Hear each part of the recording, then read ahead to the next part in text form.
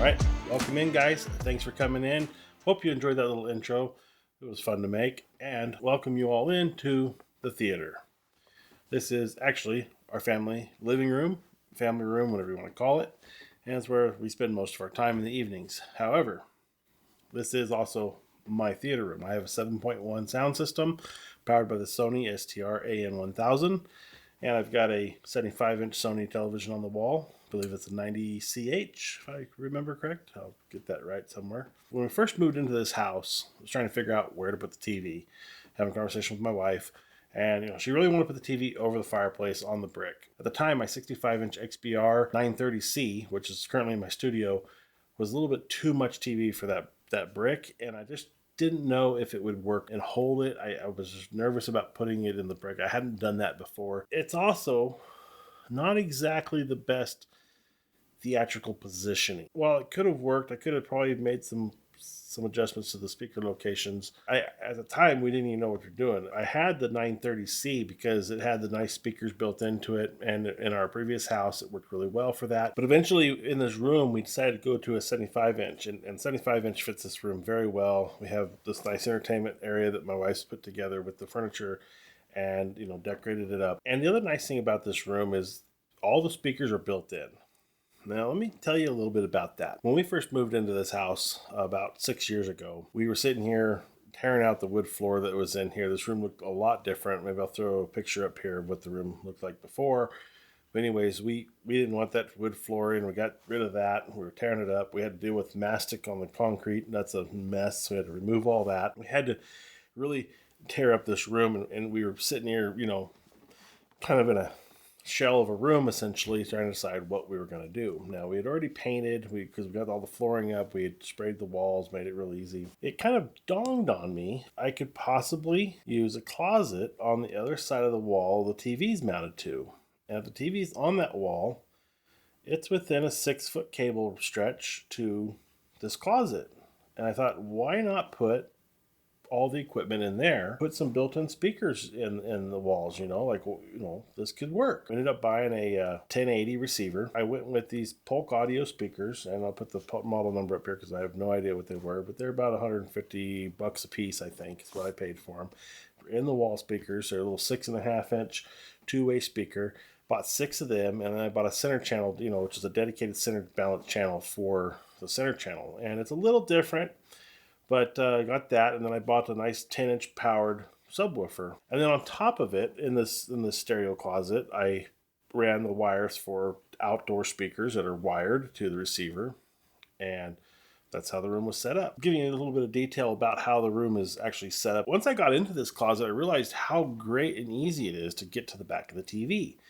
So there's like essentially an empty shell out of the closet, where there's a false panel that you remove, that you can see here. You remove this panel, it gives you access to the plumbing of the bathtub in the bathroom, which is on the other side of this wall. And through that, I can access the whole back of the wall and up.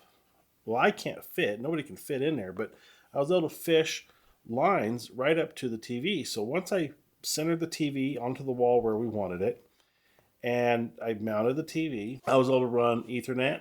I was able to run the HDMI cables and optical cable all through the wall out to this closet. And then for the speakers, I got some wall plates made up and put the wall plates in, put the banana plugs on the wires. I ordered a big giant reel of 12 gauge speaker wire from Amazon, a real good deal there. We ran out the wall from this little sub panel. I ran the speaker wires down out the center of this wall, and with the baseboards off, no flooring in, what I was able to do was take those little nail-in wire cable holders, and I was able to run the right channel and the right side channel down the wall here, and up to the right speaker up in the wall over here, and then also run it down through the down along the brick and all the way around by the door up behind the baseboard here, and up into the right channel of that speaker. And then on the left channel stuff, the left channel comes out the wall, comes out from behind the baseboard, goes up the wall inside it to the speaker on the left channel. The center channel comes up behind the TV, plugs in there. I had to run 3 additional channels across the left side of the room, which is a little bit challenging because we've got the entryway, the hallway, and also the entryway to the dining room. So there's these big, large openings and pathways people travel across. What we did was I laid the 3 channels off the wall, nice and flat onto the concrete, and then again channeled it all the way nice and tight against the edge of the tile work that I'd already done, because I just did the herringbone tile. Move the tile, the first channel up here for our left side channel, which is really the only unbalanced portion of the room, is because of the speaker locations. So the left channel's up at the same height as the left and right channels. And then the right channel, the right side, of course, opposite is down kind of low, just because it's the only spot there a speaker could fit. And then the additional last 2 rear channels traveled along the floor up and then into their appropriate spots, up the walls, out the speakers. And those are mounted up higher in the back of the wall to give kind of a little bit of elevation. The subwoofer channel was originally running from the equipment closet down behind the bathtub, all the way across to the secondary closet in the bathroom on the opposite side of the bathtub. So the bathtub's in kind of a little shell or little cove, you call it, and there's 2 closets on either side, the one in the bathroom and the one that the equipment closet's in the hallway. Cabling runs over. I put an outlet in for the subwoofer, and I actually cut the wall out, so the subwoofer was actually in the closet coming out into the room. Ported sub firing forward, so the theory in my head was that would produce the bass into the room still and give us a good adequate bump. That all worked great until recently, within the last, I don't know, it's been about a year maybe now. And I know if you've followed my channel, you've heard me talk about this situation, but the power company zapped our house with 480. I lost a lot of good equipment, including the 1080 receiver and that powered subwoofer. The sub was probably okay. It's the amp board that went out in it. It did pop the fuse in there, replaced the fuse. I powered it up. It started burning up, so something else got zapped. I haven't replaced that sub yet. I have another 10-inch Sony sub in here that is kind of filling in right now. It's in the corner over here, kind of tucked away. Eventually, I want to get that Polk audio back in there. I also want to put a second one in the equipment closet to have 2 fire it forward, subs coming into the room.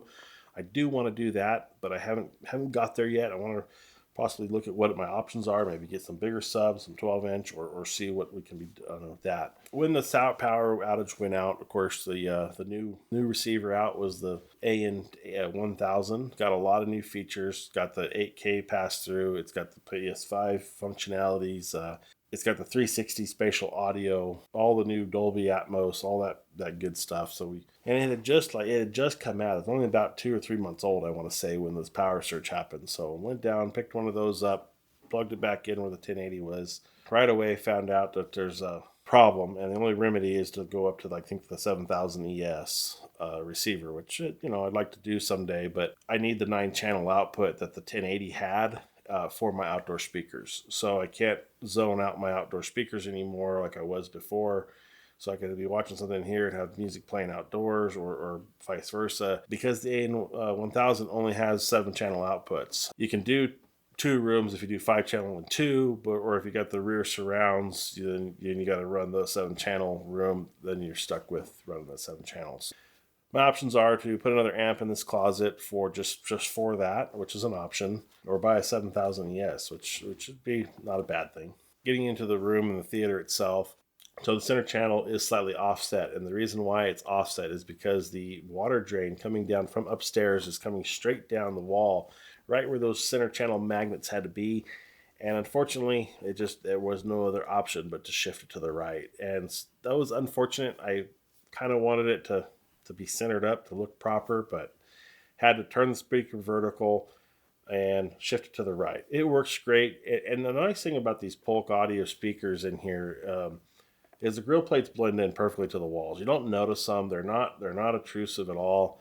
And it sounds incredible in here. I mean, you get a movie cranked in here and it sounds great. The new AN1000s, the spatial audio, the sound effects you get in here is pretty amazing. When it comes to setting up the AN1000 with the auto calibration and the mic controls, so I bring it in on a tripod. I set the thing. It's got a little screw mount on that tripod for it. Set it there. I bring the mic cable through the speaker, as you can see here. If I pull this grill plate off, I drilled a hole in the speaker cover. I don't remember why I cut a big hole here originally in the closet, but the hole, I believe, was where I thought I was originally going to put the speaker wires and come down straight out. And that was before I found the access panel into the false wall. And I thought, well, hell, I can come right in behind the bathtub. It'd be way easier. The white grill plates of the Polk Audio speakers, like I said, they blend into the walls. You don't really even notice. You don't notice they're there at all. And that's one thing really nice about this setup is literally it's just a TV out here and that's it. So inside the closet, let's take a look inside the closet now. This closet's been through a couple renditions of equipment. You know, I used to have a Blu-ray player in here. I used to have my Ultra HD player in here. And, you know, with the PS5, you don't need that stuff no more. So I just got rid of it, cleaned it out, put the AN1000 in, put the PS5 in. And the one thing I did have to do was punch in some dedicated HDMI cables because the HDMI cable patch I put through the wall originally to the television isn't the right bandwidth cable or the new HDMI cable that goes from the amp to the TV. So I had to punch a new hole in and then another one behind the TV to run just the dedicated cable from the AN1000 to the television for the PS5. In this theater closet, I've got the printer, got some, my wife's sewing stuff stored in here. Over here on the right, I've got the 3D glasses from the old TV still hanging up here. My main internet feed comes into the house, into this closet. When I moved in, I had the cable guy come put that cable feed into this closet. From there, I've got my cable modem. I've got my Wi-Fi 6 router in here. But really, that's about it for the layout of this closet and what I've got in the room. So anyways, I hope you enjoyed this quick little tour of my home theater in our living room. We do use this room also for some gaming. And as you can see here, we've got 2 TVs now. We did end up with the TV above the fireplace. We've got some future plans for that PS5 to move upstairs into the studio. Drop a line down to this TV. Shouldn't be hard to do with my situation up there and have this all set up. All right, with that, guys, I hope you enjoyed this video. If you did, hit that like button. It's much appreciated. And we'll see you in the next one. We'll talk to you later. Bye.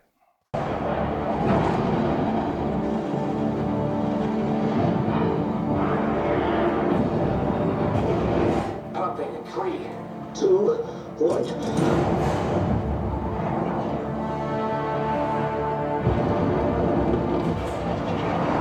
And of course, it's got to be Top Gun.